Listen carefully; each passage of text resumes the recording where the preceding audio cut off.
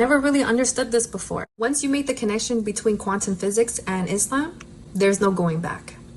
So if you take a look at our body, we have 3 neural networks. We have the brain, the heart, and the gut. Let's start at the brain. So as you know, the brain is responsible for thinking, learning, and for memory, which is how we make decisions and solve problems.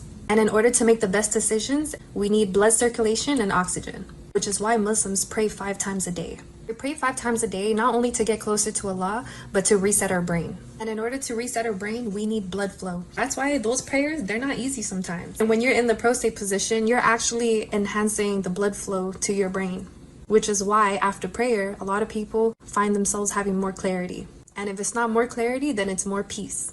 Because enhanced blood circulation means that you can concentrate and make better decisions. Now we're moving on to the heart. So the heart is your emotional function. This is where you express feelings of sadness, happiness, empathy, fear, courage. And if the heart does not have positive feelings, then it must be purified, which is super important in Islam. Before we do anything, we need to start off with intention from the heart. Because whatever state your heart is in, it plays an important role on your behavior and your social interactions with others. Like, have you ever been around a depressed person and then you feel depressed after, even though you were perfectly fine? So imagine if you don't purify your heart, what energy is that sending out to others?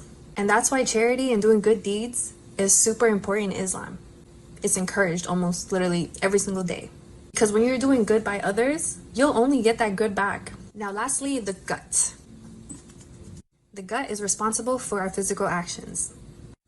Have you ever made plans to go somewhere and your gut feeling tells you not to go?